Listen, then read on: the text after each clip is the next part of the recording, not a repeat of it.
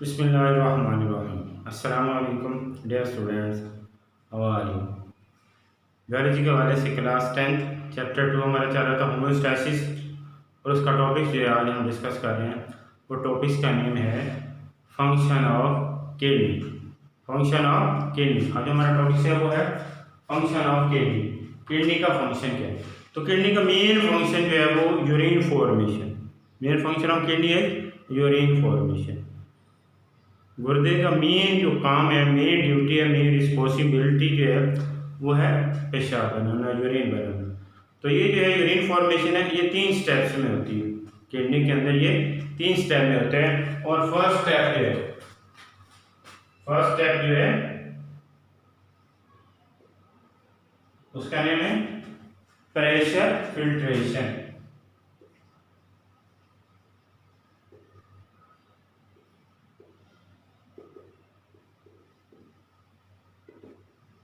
Pressure filtration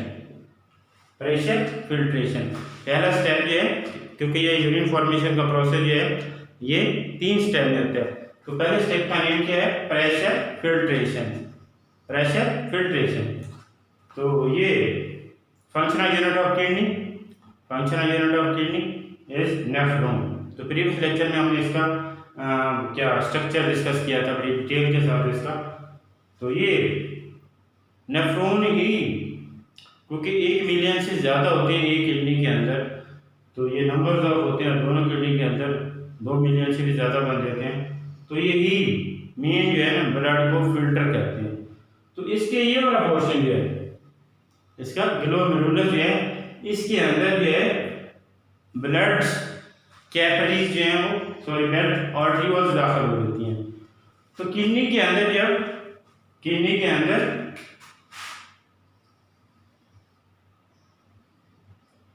blood दाखिल होता है किसके जरिए? रीनल आर्टरी के जरिए। रीनल आर्टरी के जरिए ब्लड जो है वो किडनी के अंदर दाखिल होता है। किसके जरिए? रीनल आर्टरी के जरिए किडनी के अंदर ब्लड दाखिल होता है। अब यही आर्टरीज आगे पे डिवाइड हो जाती हैं किडनी के अंदर जाके, फिर क्या हो जाती है? डिवाइड हो जाती हैं और आर्टरियोल बन जाती हैं। आर्टरियोल में डिवाइड हो जाते हैं, आर्टरी छोटी हो गई, छोटी ट्यूब बन जाती है और छोटी छोटी ट्यूब्स को क्या बोलते हैं? आर्टरियोल्स। अब यही आर्टरियोल जो है किसके अंदर? ग्लोमेरुलस के अंदर इंटर हो गई। ये देखिए डॉट से नजर आ रहे हैं। तो ये क्या होती है? नंबर ऑफ आर्टरियोल्स इसके अंदर दाखिल होती हैं। तो सिर्फ ये एक शो की हुई है। तो जब एफरेंट जो दाखिल हो रही है, एफरेंट आर्टरियोल्स यदि ये यहाँ दाखिल होती हैं, तो फिर क्या होता है? यहाँ ब्लड का प्रेशर जो है वो हाई हो जाता है। ब्लड का प्रेशर जो है वो क्या हो जाता है? हाई हो जाता है, ज़्यादा हो जाता है। पूरे बॉडी का ब्लड का नहीं, सिर्फ इस जगह से आके प्रेशर जो है वो ज़्यादा हाई होता है। तो इसमें क्या होता है? प्रेशर जो है वो ब्लड जो है वो प्रेशर फिल्ट्रेशन में क्या होता है? पहले स्टेप में pressure, blood pressure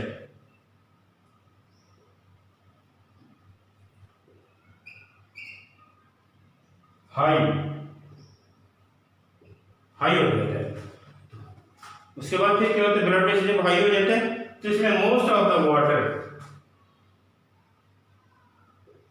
water, salt, urea, glucose, uric acid वो जो है प्रेशर के साथ by force out of the glomerulus and enter the बोवन capsule. तो किसमें? ग्लोमेरुलस के जरिए, ग्लोमेरुलस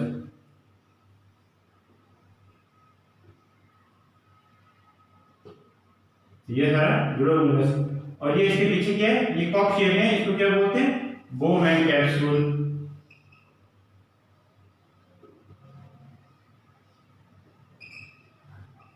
बोवन कैप्सूल।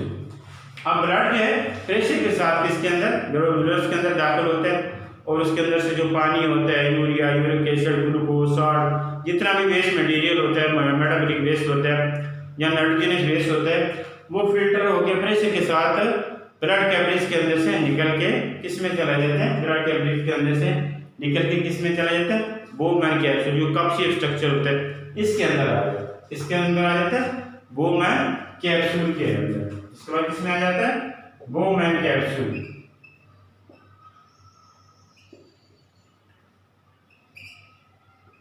बोमैन कैप्सूल के अंदर आ जाता है। तो अब इस मटेरियल को जो फिल्टर होगा बोमैन कैप्सूल के अंदर है, क्या बोलेंगे? Glomerulus filtrate. क्या बोलेंगे इसको? Glomerulus filtrate. जो ग्लोमेरुलस के अंदर से मटेरियल जो है ब्लड के अंदर से बाय फोर्स फिल्टर होके ब्लड कैपिलरीज के जरिए फिल्टर होके उसके अंदर यूरिया, ग्लूकोज, सॉल्ट, वाटर वो प्रेशर के साथ निकल के फिल्टर होके किसके अंदर दाखिल हो गया? Bowman capsule. ये कप शेप स्ट्रक्चर होता है, इसके अंदर आ जाता है बोमैन कैप्सूल के अंदर। आगे बोमैन कैप्सूल के अंदर जितना भी मटेरियल फिल्टर होके आ गया, इसको क्या बोलेंगे? Glomerulus filtrate. क्या बोलेंगे? Glomerulus filtrate. अब इसका दूसरा स्टेप, कौन सा स्टेप है इसका? दूसरा स्टेप, सेकंड स्टेप इसका जी। सेकंड स्टेप इसको बोलेंगे selective reabsorption.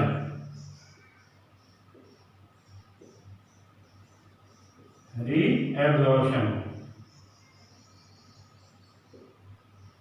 Selective reabsorption, selective reabsorption, ये दूसरा स्टेप है। पहला स्टेप कौन सा था? प्रेशर फिल्ट्रेशन, यानी प्रेशर के साथ ब्लड के अंदर से जो वेस्ट मटेरियल है वो फिल्टर होके कैपिलरीज के लिए फिल्टर होके बोमैन कैप्सूल के अंदर चला गया और उसको बोलते हैं ग्लोमेरुलर फिल्ट्रेट। अब दूसरा स्टेप है सिलेक्टिव रीअब्जॉर्प्शन। अब जितना भी मटेरियल बोमैन कैप्सूल के अंदर आ गया वो 99%, कितना? 99% रीअब्जॉर्ब हो जाएगा इनटू द ब्लड। ब्लड के अंदर दोबारा रीअब्जॉर्ब हो जाएगा, किसके जरिए? Through capillaries.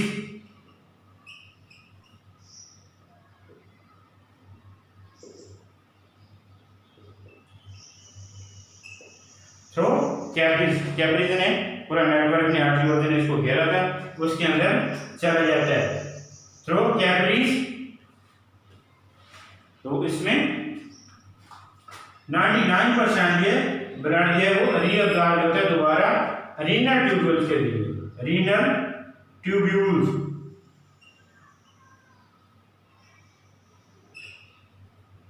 Through renal tubules. ये वाला अब इसका दूसरा क्वेश्चन शुरू हो रहा है। ये वाला रीनल ट्यूब्यूल्स, यहाँ से बोमैन कैप्सूल से लेकर आगे कलेक्टिंग डक्ट तक ये बलदार नाली जो है ये सारी की सारी क्या कहलाती? Renal tubules. तो ये वाला क्वेश्चन है रीनल कॉर्पस नेफ्रॉन्स का, और इसकी ट्यूब नुमा जितना भी है इसको बोलते हैं रीनल ट्यूब्यूल्स। रीनल ट्यूब्यूल्स के वह ब्लड कैपिलरीज ने घेरा डाला होता है, इसकी वह लिपटी होती हैं मुख्तलिफ तरीके से। तो इसके जरिए ब्लड जो है वो दोबारा ब्लड के अंदर दोबारा रीअब्जॉर्ब हो जाता है, इसी को बोलते हैं सिलेक्टिव रीअब्जॉर्प्शन। तो रीनल ट्यूब्यूल के मुख्तलिफ हिस्सों से, मुख्तलिफ पोर्शन से मुख्तलिफ पानी, यूरिया या अदर साल्ट्स वगैरह जो हैं वो ब्लड के अंदर रीअब्जॉर्ब होते हैं, और ये प्रोसेस होता है एक्टिव ट्रांसपोर्ट के जरिए। किसके जरिए? डिफ्यूजन, एक्टिव ट्रांसपोर्ट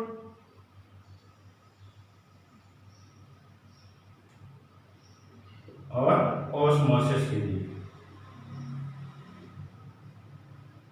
ये तीन स्टेप के जरिए होता है, डिफ्यूजन, एक्टिव ट्रांसपोर्ट और ऑस्मोसिस के जरिए पानी, यूरिया, साल्ट्स, ग्लूकोज हैं ये दोबारा ब्लड के अंदर रीअब्जॉर्ब हो जाते हैं, ब्लड के अंदर रीअब्जॉर्ब होते हैं through renal tubules, renal tubules के जरिए, क्योंकि रीनल ट्यूब्यूल्स को ब्लड कैपिलरीज ने घेरा होता है, वो दोबारा ब्लड के अंदर दाखिल हो जाती है। तो इसका पहला वाला जो पोर्शन है ये यहाँ से शुरू होता है। कहाँ से होते हैं? यहाँ से बोमैन कैप्सूल के बाद शुरू होते हैं और ये लोब ऑफ हैंडे तक आता है, यहाँ तक, ये मैं निशान लगा। तो इसमें most of the water and salt, इसमें सम ऑफ वाटर और मोस्ट ऑफ द ग्लूकोज, ये किसके जरिए? Proximal convoluted tubule, proximal convoluted tubule.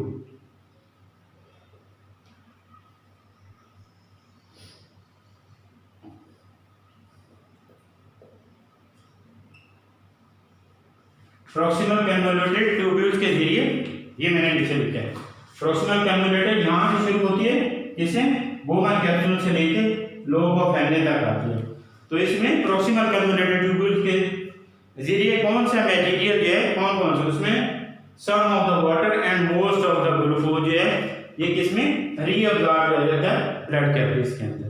किसके अंदर? ब्लड कैपिलरीज के अंदर। और इसमें पानी जो है वो ऑस्मोसिस के जरिए, और साल्ट जो है वो एक्टिव ट्रांसपोर्ट के जरिए। पानी किसके जरिए? ऑस्मोसिस प्रोसेस के जरिए रीअब्जॉर्ब होता है। और जो ग्लूकोज है या साल्ट्स हैं वो किसके जरिए होते हैं? एक्टिव ट्रांसपोर्ट के जरिए ब्लड में दोबारा रीअब्जॉर्ब हो जाते हैं। अब इसके आगे दूसरा पोर्शन लोब ऑफ हेनले। तो लोब ऑफ हेनले में ये वाली जो नीचे की तरफ आ रही है डिसेंडिंग लिम्ब जो है,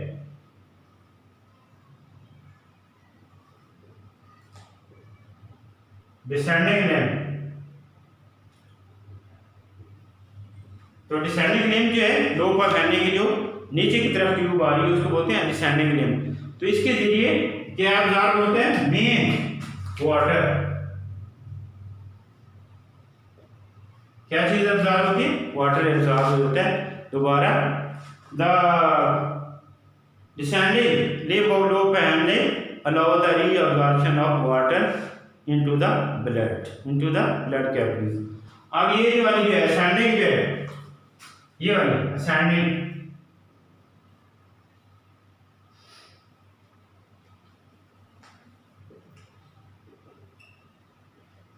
लिम्ब जो है ये किसको अलाउ करती है? ये साल्ट्स को, ये साल्ट को अलाउ करती है। और दोनों जो है जो नीचे की तरफ आ रही है लोब ऑफ हेनले की जो नीचे की तरफ लिम्ब आ रही है डिसेंडिंग लिम्ब, ये अलाउ करती है reabsorption of water, and ascending limb of lobe of Henle allow the reabsorption of salt into the blood. Blood के अंदर इसको साल्ट को रीअब्जॉर्ब कर देती है। अब इसका तीसरा पोर्शन है वो यहां से शुरू हो रहा है और वो कलेक्टिंग डक्ट तक जाता है। तो इसको बोलते हैं डिस्टल कन्वोल्यूटेड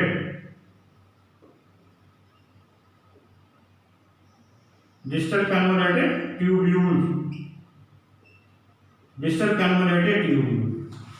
डिस्टल आखिरी बालदार हिस्सा जो है कलेक्टिंग डक्ट से शुरू हो रहा है, तो इसको क्या बोलते हैं? Distal convoluted tubule. तो इसके जरिए ये जो पानी को थोड़ा बहुत रह गया वो इसके जरिए दोबारा रीअब्जॉर्ब हो जाता है। तो इसमें वाटर को ही अलाउ करती है reabsorb into the blood.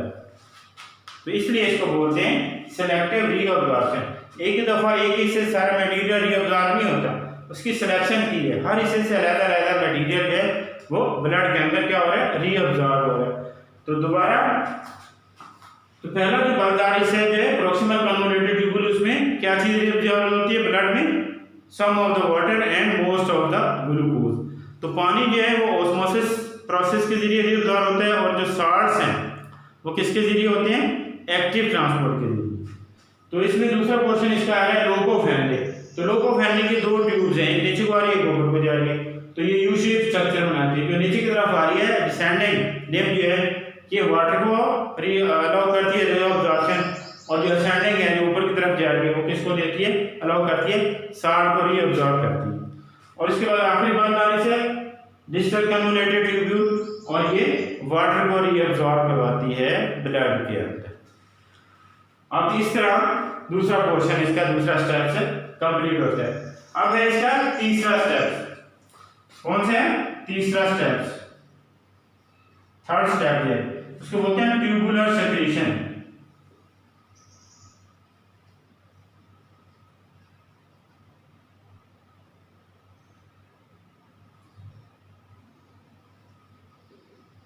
Tubular secretion. ये थर्ड स्टेप है। पहला स्टेप, दूसरा स्टेप और तीसरा स्टेप। पहला स्टेप कौन सा? Pressure filtration. दूसरा कौन सा? Selective reabsorption. और तीसरा स्टेप और लास्ट स्टेप कौन सा? Tubular secretion. Tubular secretion. अब ब्लड के अंदर से जो ब्लड कैपिलरीज ने नेफ्रॉन्स का जो पोर्शन है, रीनल ट्यूब्यूल वाला पोर्शन, उसको ब्लड कैपिलरीज ने घेरा होता है, जिसमें सिलेक्टिव रीअब्जॉर्प्शन हो रही है। तो इस ब्लड के अंदर से कुछ मटेरियल जो है वो फिल्टर होकर रीनल ट्यूब्यूल्स के अंदर आ जाते हैं। वो मटेरियल कौन कौन से हैं? उसमें ज्यादातर डिफरेंट आयंस, क्रेटेनिन,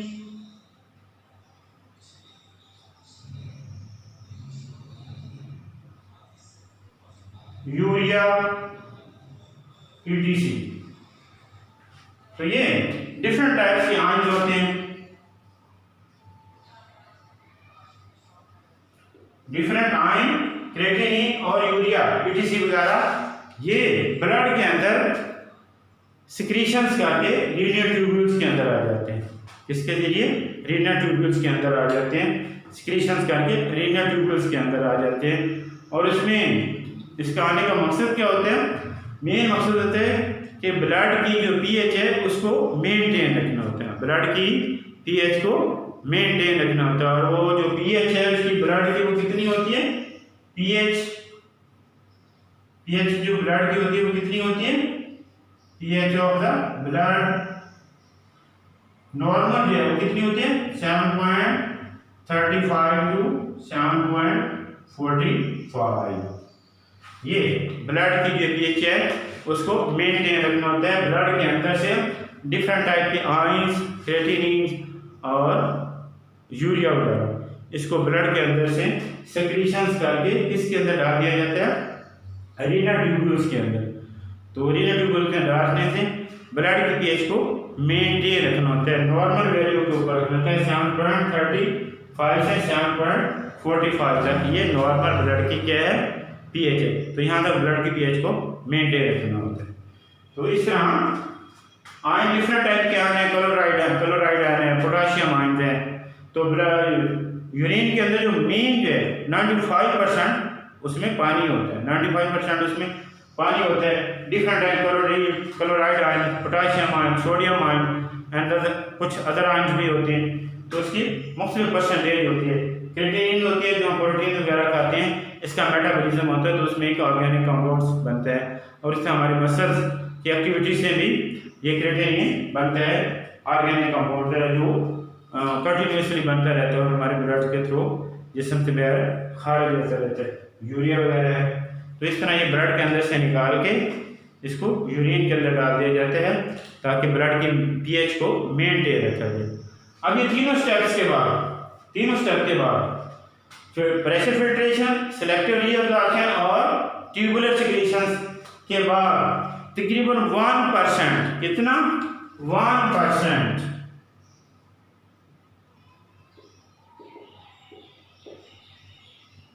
1% ये मटेरियल जो बचता है या लिक्विड बचता है जिसको हम क्या बोलेंगे? यूरिन।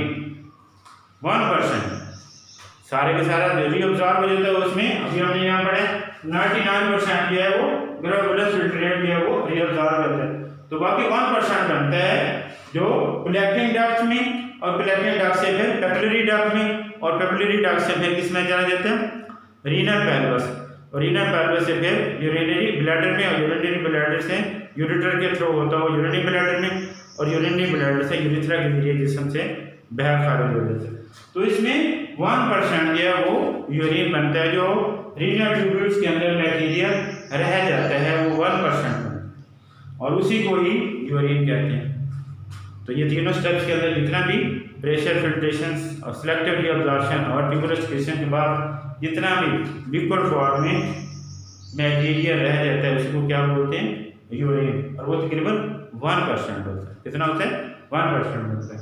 तो एक नॉर्मल बॉडी के अंदर, एक नॉर्मल यंग मैन के अंदर तकरीबन 1.4 लीटर पर डे यूरिन जो है वो बनता है। एक यंग मैन के अंदर नॉर्मली एवरेज कितना? 1.4 लीटर पर डे यूरिन बनता है और उसको अपनी बॉडी से रिमूव करना ज़रूरी होता है।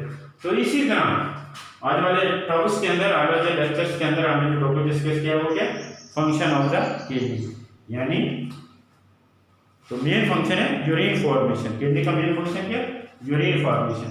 तो ये यूरिन जो है इस तरह 3 स्टेप्स के अंदर बनने के बाद प्रेशर फिल्ट्रेशन, सेलेक्टेड एब्जॉर्प्शन और ट्यूबुलर सिक्रेशन के बाद नियर अबाउट 1% जो liquid material tubular renal tubules के अंदर रह जाता है, उसको क्या बोलते हैं, यूरिन।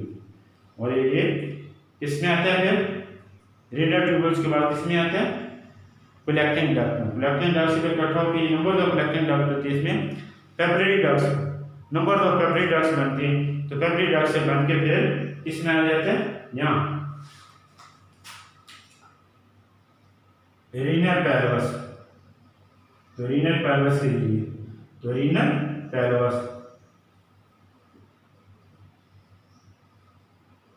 तो ये इसका क्या है, यूरेटर। तो यूरेटर से होता है किसमें जाएगा, यूरिनरी ब्लैडर में, वहाँ टेम्परेरी स्टोर होगा और उसके बाद जब फिलअप हो जाएगा मसाना, तो फिर देन वहाँ से यूरिथ्रा के लिए जिसम से बाहर रिलीज होगी। तो इस तरह यूरिन जो है किडनी के अंदर बनता है और मेन फंक्शन ऑफ किडनी है यूरिन फॉर्मेशन। तो thank you for watching my lecture. Allah हाफिज़।